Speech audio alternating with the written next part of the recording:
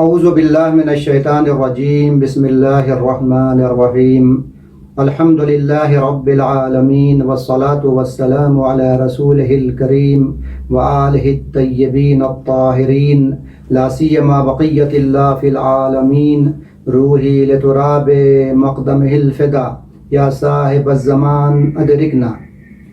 سب سے پہلے تمام برادران اور خواہران گرامی کی خدمت میں مولا کائنات امیر المومنین علی ابن ابی طالب علیہ السلام کی شہادت کی مناسبت سے تعزیت اور تسلیت پیش کرتا ہوں۔ آج آپ کی خدمت میں یہ بتانے کی کوشش کروں گا کہ حرم امیر المومنین پہ جو گنبد ہے اس پہ پرچم کیوں نہیں لہراتا ہے، وہاں پرچم کیوں نہیں ہے، جبکہ تمام ائمہ کے حرم پہ پرچم ہے، نورانی گنبد پہ پرچم ہے، سامرہ میں یا کاظمین میں آپ دیکھ لیں پرچم ہے، کربلا میں امام حسین کے روضے پہ پرچم لگا ہوا ہے، جناب عباس کے روضے پہ پرچم ہے، شہدائے کربلا کے جو حرم ہے اور گنبد ہے اس پہ بھی پرچم ہے، جیسے جناب حر کا روضہ ہے یا طفلان مسلم کا روضہ ہے تو پرچم ہے۔ بقی کی بات الگ ہے، اس لیے کہ وہاں پہ وہابیوں کی حکومت ہے، خبیث اور پلید عناصر اجازت نہیں دیتے ہیں، وہاں پہ حرم ہی نہیں ہے تو پرچم کی بات الگ ہے۔ تو تمام ائمہ کے گنبد پہ پرچم ہے، حتیٰ شہدائے کربلا کے گنبد پہ پرچم ہے، لیکن امیر المومنین کے گنبد پہ پرچم کیوں نہیں لہراتا ہے، اس حوالے سے آپ کی خدمت میں عرض کروں گا انشاءاللہ تعالی۔ لیکن بتانے کے پہلے ایک تمہید آپ کی خدمت میں عرض کر دوں اور ایک تمہید بیان کر دوں، اس کے بعد اس حوالے سے عرض کروں گا۔ تمہید یہ ہے کہ ماہ شعبان کے کسی دن یا آخری جمعے میں رسول اکرم صلی اللہ علیہ وآلہ نے ایک عظیم خطبہ دیا۔ اس خطبے میں آپ نے ماہ مبارک رمضان کی فضیلت بیان کی۔ یہ خطبہ شعبانیہ سے مشہور و معروف ہے، بہت زبردست خطبہ ہے۔ جب آپ خطبہ دے رہے تھے اور خطبہ ختم ہو گیا تو امیر المومنین علی ابن ابی طالب علیہ السلام کھڑے ہوئے اور عرض کیا، یا رسول اللہ ما افضل الاعمال فی ھذا الشہر، اے رسول اللہ اس مہینے میں یعنی ماہ رمضان میں سب سے افضل اور سب سے بہتر اعمال کیا ہے؟ نماز کے بارے میں سب کو معلوم ہے، روزے کے بارے میں سب کو معلوم ہے، اور دوسری جو عبادتیں ہیں تقریباً سب کو معلوم ہے، لوگ آگاہ ہیں، لیکن مولا یہ پوچھنا چاہ رہے تھے کہ آپ کی نظر میں اس مہینے میں سب سے افضل اور بہترین اعمال کیا ہے؟ یہ سوال کیا، آپ کی نظر مبارک میں سب سے بہتر اور افضل اعمال کیا ہے؟ تو اس کے بعد ہے فقال یا ابا الحسن افضل الاعمال فی ھذا الشہر، رسول خدا صلی اللہ علیہ وآلہ نے فرمایا، اے ابو الحسن اس مہینے میں سب سے افضل عمل یہ ہے کہ محرمات الہی سے پرہیز کیا جائے، یعنی خداوند عالم نے جن چیزوں کو حرام قرار دیا ہے اس سے پرہیز کرے۔ سب سے بہترین عمل اس مہینے میں یہی ہے۔ ہر طرح کا حرام کام رسول نے معین نہیں کیا ہے کہ کون سا حرام کام، ہر طرح کا حرام کام جو ہے اس سے پرہیز کرنا چاہیے۔ قول حرام سے پرہیز کرے، فعل حرام سے پرہیز کرے، فکر حرام سے پرہیز کرے، اور دوسرے جو محرمات الہی ہیں ان سے پرہیز کرے۔ اللہ کے جو بندے ہیں ان کے لیے واجبات اور مستحبات پہ عمل کرنا بہت ہی مہم ہے اور توجہ دیتے ہیں اس کے اوپر، لیکن اگر کسی بندے کی محرمات الہی پر توجہ نہ ہو تو وہ بندگی کی راہ سے بہت دور ہے، بندگی کی راہ سے وہ بہت دور ہے، اس لیے کہ بندگی کی راہ میں گناہ ایسا ہی ہے جیسے غلے کے انبار میں چوہا۔ غلہ کہیں رکھا ہوا ہے، کسان نے غلہ رکھ دیا ہے اور اس غلے کے انبار میں چوہا چلا جائے تو کیا ہوتا ہے؟ چوہا کھانے لگتا ہے، سارے غلے کو تباہ و برباد کر دیتا ہے، کسان کی ساری زحمتیں بیکار ہو جاتی ہیں۔ اسی طرح گناہ ہے، اگر کوئی بندے خدا مستحبات پہ عمل کرے، واجبات پہ عمل کرے، لیکن محرمات الہی پر اس کی توجہ نہ ہو تو اس کی مثال ایسی ہے کہ سب بیکار ہو جائے گا، ساری اس کی زحمتیں بیکار ہو جائیں گی، اس کا کوئی فائدہ نہیں ہوگا۔ تو اس بنا پہ رسول اکرم صلی اللہ علیہ وآلہ نے فرمایا کہ اس مہینے میں بہترین عمل، سب سے افضل عمل یہ ہے کہ حرام کاموں سے انسان پرہیز کرے۔ اس کے بعد ہے ثم بکا، اس کے بعد رسول اکرم صلی اللہ علیہ وآلہ گریہ کرنے لگے، رونے لگے۔ امیر المومنین علی بن ابی طالب علیہ السلام فرماتے ہیں کہ میں نے پوچھا رسول خدا سے کہ یا رسول اللہ ما یبکیک، اے رسول خدا آپ کیوں رو رہے ہیں؟ گریہ کرنے کا سبب کیا ہے؟ رونے کا سبب کیا ہے؟ فقال یا علی ابکی لما یستحل منک فی ھذا الشہر کانی بک، رسول فرماتے ہیں کہ اے علی میں اس لیے گریہ کر رہا ہوں کہ آپ کی جان کا قتل حلال جانا جائے گا اس مہینے میں، یعنی اس مہینے میں آپ کا ناحق خون بہایا جائے گا، اس بنا پر میں گریہ کر رہا ہوں۔ اس کے بعد فرماتے ہیں وَأَنْتَ تُصَلِّي لِرَبِّكَ، اور آپ نماز پڑھیں گے، نماز پڑھنے کی حالت میں رہیں گے، کس کے لیے؟ لِرَبِّكَ، اپنے رب کے لیے، اپنے پروردگار کے لیے۔ قَدْ انْبَعَثَ أَشْقَى الْأَوَّلِينَ وَالْآخِرِينَ، اسی حالت میں اگلے اور پچھلے لوگوں میں سے سب سے بدبخت اٹھ کھڑا ہوگا، اور یہ شخص کون ہوگا؟ شقیق آخر ناقت سمود، یہ شخص اس سے زیادہ بدبخت ہوگا اور شقی ہوگا جس نے ناقہ صالح کو کاٹا تھا۔ قوم سمود میں ایک شخص تھا، اس نے ناقہ صالح کو کاٹ دیا تھا، اس کی طرف اشارہ ہے، اس سے زیادہ یہ بدبخت اور شقی ہوگا۔ فَيَضْرِبُكَ ضَرْبَةً عَلَىٰ قَرْنِكَ، آپ کے سر پہ وہ وار کرے گا، ضربت لگائے گا، اس کے بعد کیا ہوگا؟ تَخْزِبُ مِنْهَا يَبِهَا لِحْيَتُكَ، آپ کی داڑھی پر خون کا خضاب ہوگا، یعنی آپ کی داڑھی خون سے رنگین ہو جائے گی۔ یہ رسول اکرم صلی اللہ علیہ وآلہ نے فرمایا۔ آپ حضرات کو معلوم ہے کہ ناقہ حضرت صالح کا ذکر قرآن مجید میں آیا ہے، تفصیلی واقعہ ہے، آپ حضرات دیکھ سکتے ہیں۔ اس ناقے کو ناقۃ اللہ کہا گیا ہے، یعنی اللہ کی اونٹنی۔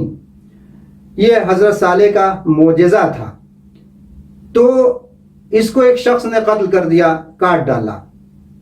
اس شخص کا نام تاریخ میں قیدار یا قدار بتایا گیا ہے۔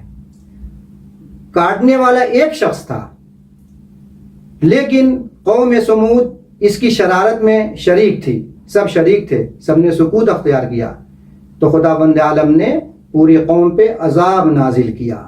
سکوت جو کرتا ہے کسی برائی پہ یا شریک رہتا ہے تو خداوند عالم اس طریقے سے اس کو عذاب میں مبتلا کرتا ہے، تو عذاب میں مبتلا کر دیا خداوند عالم نے۔ تو جناب صالح کی اونٹنی کو کاٹنے والا شخص جو تھا اس کا نام قیدار یا قدار بتایا گیا ہے تاریخ میں۔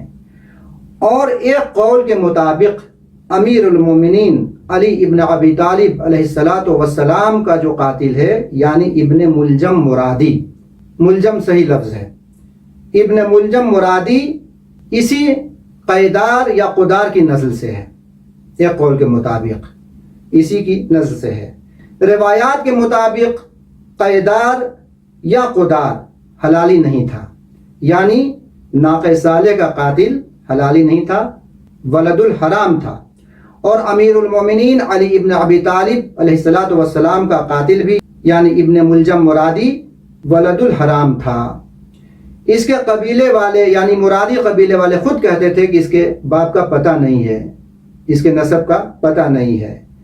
تو ناقہ صالح کا قاتل ولد الحرام تھا روایات کے مطابق، اور امیر المومنین کا قاتل ابن ملجم بھی ولد الحرام تھا، اور امام حسین علیہ السلام کا قاتل بھی ولد الحرام تھا، حلالی نہیں تھا۔ رسول خدا صلی اللہ علیہ وآلہ کی یہ پیشن گوئی صحیح ثابت ہوئی، درست نکلی۔ آپ نے علم غیب سے اس بات کی خبر دی تھی کہ مولا کائنات کے سر پہ ضربت لگے گی اور اسی ضربت کی بنا پہ آپ شہید ہوں گے۔ وہ وقت آ گیا کہ ابن ملجم مرادی لعنت اللہ علیہ نے شب 19 یعنی شب قدر میں ضربت لگائی۔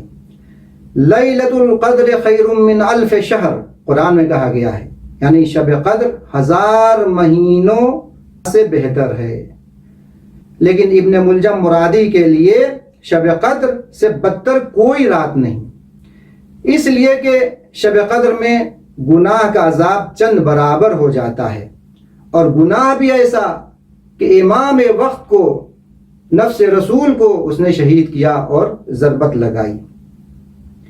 اب میں اس جملے کی وضاحت کر دوں کہ خطبہ شعبانیہ میں رسول اکرم صلی اللہ علیہ وآلہ نے کہا اشقى الاولین والآخرین۔ میں نے ابھی اشارہ کیا آپ کی خدمت میں کہ اگلے اور پچھلوں میں سے سب سے زیادہ بدبخت تمہیں ضربت لگائے گا، تمہاری داڑھی خون میں رنگین کرے گا۔ تو اشقى الاولین والآخرین سے مراد کیا ہے؟ مختصر وضاحت کر دوں اس جملے کی۔ دیکھیے، ابن ملجم مرادی نے اپنی تلوار سے امام اول کو شہید کیا، اور امام دوم یعنی امام حسن علیہ السلام کی تلوار سے مارا گیا، واصل جہنم ہوا اور ہلاک ہوا۔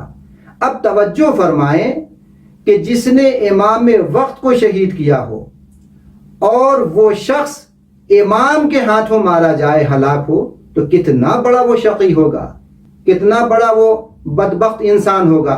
توجہ فرمائیں آپ۔ بعض دشمن اہل بیت تھے، یا امام حسین کا قاتل جو تھا شمر مثال کے طور پہ، تو اس نے امام وقت کو شہید کیا۔ شمر کو ہلاک کرنے والے جناب مختار معصوم نہیں تھے، لیکن یہاں پہ ابن ملجم نے معصوم کو شہید کیا اور معصوم کے ہاتھوں مارا گیا، واصل جہنم ہوا۔ اس سے اندازہ لگائیں کہ کتنا بڑا وہ شقی شخص ہے اور کتنا بڑا بدبخت ہے۔ آغاز سخن میں عرض کیا تھا کہ شاید کسی کے ذہن میں آئے کہ حرم امیر المومنین علی ابن ابی طالب علیہ السلام کے گنبد پہ پرچم کیوں نہیں ہے، جبکہ بقیہ اماموں کے گنبد پہ پرچم لہرا رہا ہے، لیکن مولا کے گنبد پہ پرچم کیوں نہیں ہے۔ اس حوالے سے عرض کر دوں آپ کی خدمت میں کہ عربوں کے درمیان یہ رسم تھی، یہ رواج تھا کہ اگر کسی کا ناحق خون زمین پر بہایا جاتا تھا، مظلومانہ اس کو قتل کیا جاتا تھا، اور مقتول کے گھر والے کسی بھی وجہ سے اس مقتول کے خون کا انتقام نہیں لے پاتے تھے قاتل سے، تو کیا کرتے تھے؟ اس کے گھر پر لال پرچم لگا دیتے تھے، لہرا دیتے تھے، یا قبر پر لال پرچم لگا دیتے تھے، ایک جھنڈا لگا دیتے تھے جو سرخ ہوتا تھا۔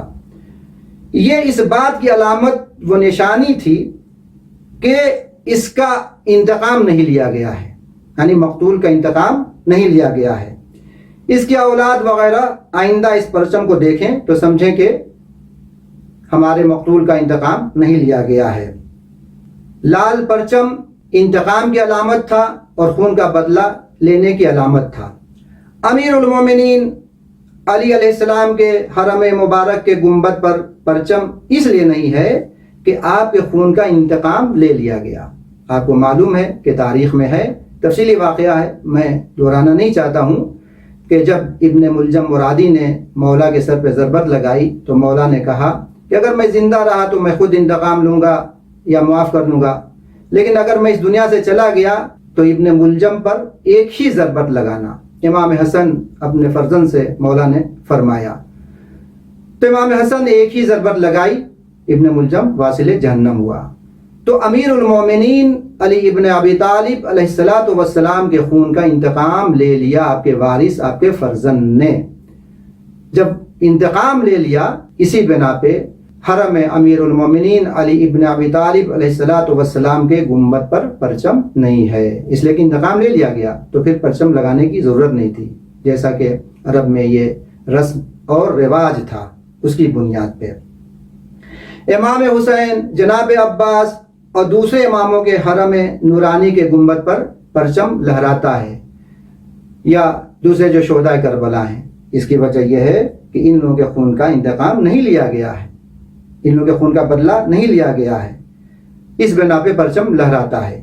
اور یہ سرخ پرچم آپ کے فرزند اور آپ کے وارث یعنی امام زمانہ عجل اللہ تعالی فرجہ شریف کو آواز دے رہا ہے، این الطالب بدم المقتول بکربلا، شہدائے کربلا کے خون کا انتقام لینے والا کہاں ہے؟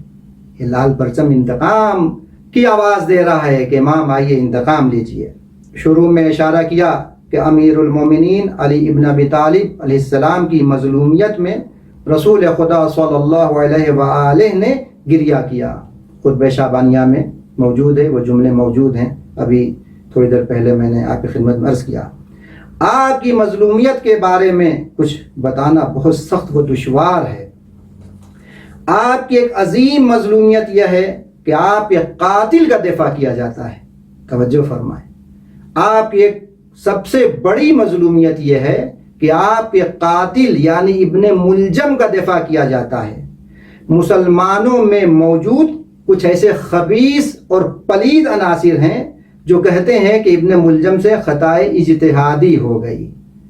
میں تھوڑی سی وضاحت کر دوں اس کی۔ ایک روایت رسول اکرم صلی اللہ علیہ وآلہ سے منسوب ہے، للمصیب اجران وللخاطی اجر واحد۔ اس کی بھی میں مختصر وضاحت کر دوں کہ اگر کوئی شخص احکام الہی کو معلوم کرنا چاہ رہا ہے اور جو نتیجہ اس نے نکالا ہے اگر وہ حکم حقیقی کے مطابق ہے تو اس کو 2 اجر ملے گا، اور اگر وہ حکم حقیقی کے مطابق نہیں ہے تو 1 اجر اس کو ضرور ملے گا۔ اتنی زحمت کی ہے اس نے تو ضرور ملے گا اس کو۔ تو ابن ملجم کے بارے میں یہ پلید عناصر کہتے ہیں کہ اس نے خطائے اجتہادی کی، یعنی 1 اجر بہرحال اس کو ملے گا۔ دیکھیں کس طریقے سے ابن ملجم کا دفاع کیا جا رہا ہے۔ اور دیکھیں یہ نظریہ خلفاء کے بارے میں بدل جاتا ہے۔ یہاں تو کہتے ہیں خطائے اجتہادی کی، لیکن جنہوں نے خلیفہ دوم یعنی عمر کو قتل کیا اور خلیفہ سوم یعنی عثمان کو قتل کیا، ان کے بارے میں یہ نہیں کہتے ہیں، ان کے سلسلے میں نہیں کہتے ہیں کہ خطائے اجتہادی کی قاتل نے، بلکہ کہتے ہیں کہ قاتل کافر ہے، مشرک ہے، مجوسی ہے، جو بھی الفاظ ان کے ذہن میں آتے ہیں سب اس کے لیے استعمال کرتے ہیں۔ یہاں پہ یہ روش ان کی بدل جاتی ہے۔ میں اپنے سنی جوانوں سے، نوجوانوں سے کہوں گا کہ ان باتوں پہ توجہ کریں، غور کریں کہ ان کے بعض کٹ ملا کس طریقے سے دھوکہ دیتے ہیں اور کس طریقے سے اپنا نظریہ بیان کرتے ہیں کہ انسان کو ہنسی آتی ہے کہ ابن ملجم جو آپ کے خلیفہ چہارم کا قاتل ہے وہاں تو خطائے اجتہادی ہو گئی، اس کو 1 اجر ملے گا، اور جو آپ کے 2 خلیفہ کا قاتل ہے وہ کافر ہے، مشرک ہے، مجوسی ہے۔ یہ کون سی منطق ہے؟ اس طرح کی بات کہاں سے کہی جا رہی ہے؟ ان سب چیزوں پہ توجہ کریں، غور کریں آپ لوگ۔ ایک بات میں آپ کی خدمت میں اور عرض کر دوں، وہ یہ ہے کہ ان لوگوں نے دین کو اسیر بنا لیا ہے۔ رسول کے بعد بھی لوگوں نے دین کو اسیر بنایا، اس وقت بھی دین کو اسیر بنائے ہوئے ہیں، اپنی مرضی کے مطابق دین کو چلانا چاہ رہے ہیں، دین کو عبد بنا لیا ہے، غلام بنا لیا ہے۔ میں نے سنا ابھی کہ افغانستان میں طالبان کے جو خلیفہ ہیں، جو ان کے سربراہ ہیں، انہوں نے حکم دیا ہے کہ ماہ رمضان کا روزہ لوگوں نے 1 مہینہ رکھا، اور اس کے بعد بھی 1 مہینہ روزے اور رکھیں لوگ، اور حکم دیا کہ روزے رکھیں، عید نہ منائیں، بلکہ پے در پہ 2 مہینے روزے رکھنے کے بعد عید منائیں۔ دلیل کیا ان کی؟ کہ انہوں نے خواب میں دیکھا ہے بقول ان کے کہ افغانستان کو خدا نے آزاد کیا، افغانستان آزاد ہو گیا، تو شکرانے کے طور پہ 1 مہینہ روزہ اور آپ لوگ رکھیں، حکم دیا ہے۔ اور یہی بات ختم نہیں ہو رہی ہے، بلکہ کہا ہے کہ اسے طالبان کے لوگ مستثنی یعنی جدا ہیں، ان پہ یہ حکم لاگو نہیں ہوگا، یعنی 1 مہینے مزید وہ روزے نہیں رکھیں گے۔ میں نے سنا ہے، آپ حضرات تحقیق کر سکتے ہیں کہ یہ بات غلط ہے یا صحیح۔ البتہ طالبان سے بعید نہیں ہے، اس کے سربراہ سے یہ چیزیں بعید نہیں ہیں، یہ لوگ اسی ابن ملجم کی نسل سے ہیں۔ دین کو اسیر بنا لیا ہے، دین کو اپنا عبد بنا لیا ہے، اپنا غلام بنا لیا ہے دین کو۔ اور یہ بھی میں آپ کی خدمت میں عرض کر دوں کہ ایک بہت مہم کتاب ہے تجرید الاعتقاد، بہت علمی کتاب ہے، بہت مشہور و معروف کتاب ہے۔ اس کے مؤلف خواجہ نصیر الدین طوسی رضوان اللہ تعالی علیہ ہیں۔ اس میں لکھا ہے، یعنی تجرید الاعتقاد میں لکھا ہے، کیا لکھا ہے؟ محارب علی علیہ السلام کفرتن و مخالفوہ فسقتن۔ آپ نے لکھا ہے کہ علی علیہ السلام کا جو محارب ہے، یعنی جو آپ سے جنگ کرے، جو آپ سے حرب کرے، وہ کافر ہے اور آپ کا مخالف فاسق ہے۔ اس کتاب کی ایک شرح ہے، یعنی تجرید الاعتقاد کی ایک شرح ہے، کشف المراد۔ اس کے مؤلف علامہ ہلی ہیں۔ اس جملے کی وضاحت کرتے ہیں، یعنی علامہ ہلی اس جملے کی وضاحت کرتے ہیں کہ محارب علی علیہ السلام کفرۃ و مخالفوہ فسقۃ، یعنی علی سے جو حرب کرے، جنگ کرے، وہ کافر ہے، اور جو آپ کا مخالف ہے وہ فاسق ہے۔ اس جملے کے علامہ ہلی اپنی کتاب کشف المراد میں وضاحت کرتے ہیں۔ آپ فرماتے ہیں کہ رسول خدا کی روایت سے یہ بات ثابت ہے کہ جو آپ سے حرب کرے، جنگ کرے، وہ کافر ہے۔ وہ روایت کیا ہے؟ حربک یا علی حربی، اے علی تمہاری جنگ میری جنگ ہے، تم سے جو حرب کرے وہ مجھ سے حرب کر رہا ہے۔ اس کے بعد لکھتے ہیں کہ اس میں کوئی شک نہیں کہ جو رسول خدا صلی اللہ علیہ وآلہ سے حرب کرے، جنگ کرے، رسول سے برسر پیکار ہو تو وہ کافر ہے، اس میں کوئی شک نہیں۔ تو اس حدیث کے مطابق امیر المومنین علی ابن ابی طالب علیہ السلام سے جنگ کرنے والا اور برسر پیکار بھی کافر ہے۔ اور اس طرح کی روایتیں، اس سے مشابہ روایتیں سنی کتابوں میں بھری پڑی ہیں، موجود ہیں، آپ حضرات دیکھ سکتے ہیں۔ تو اس روایت سے ثابت ہوتا ہے کہ جو بھی علی سے جنگ کرے، جس نے بھی جنگ کیا، حرب کیا، تو وہ کافر ہے۔ دوسرا جملہ تھا مخالفوہ فسقۃ۔ اس کی وضاحت میں علامہ ہلی فرماتے ہیں، لکھتے ہیں، اس حوالے سے نظریات اور اقوال مختلف ہیں۔ قوی قول کے مطابق اگر دشمن نہیں ہے لیکن علی ابن ابی طالب علیہ السلام کا مخالف ہے تو یہ شخص فاسق ہے، یعنی مخالف ہے لیکن معاند نہیں ہے تو وہ فاسق ہے، اور اگر معاند ہے، برسر پیکار ہے، تو وہ کافر ہے۔ صاحب الغدیر علامہ امینی رحمۃ اللہ علیہ کی ذات سے، شخصیت سے آپ حضرات واقف ہیں۔ آپ فرماتے تھے کہ اے کاش جب سے دنیا ہے اس وقت سے لے کر آخر دنیا تک خدا مجھے عمر دیتا تو بیٹھتا اور امیر المومنین علی ابن ابی طالب علیہ السلام کی مظلومیت پر گریا کرتا۔ یہ ہے امیر المومنین کی مظلومیت۔ آپ کی مظلومیت کو بیان کرنا بہت ہی سخت، بہت ہی دشوار ہے، جیسا کہ عرض کیا کہ اس سے بڑی اور مظلومیت کیا ہوگی کہ آپ کے قاتل کا دفاع کیا جاتا ہے اور کہا جاتا ہے کہ اس نے خطائی اجتہادی کی، ایک اجر تو بہرحال اس کو ملے گا۔ اس پہ غور کریں آپ لوگ۔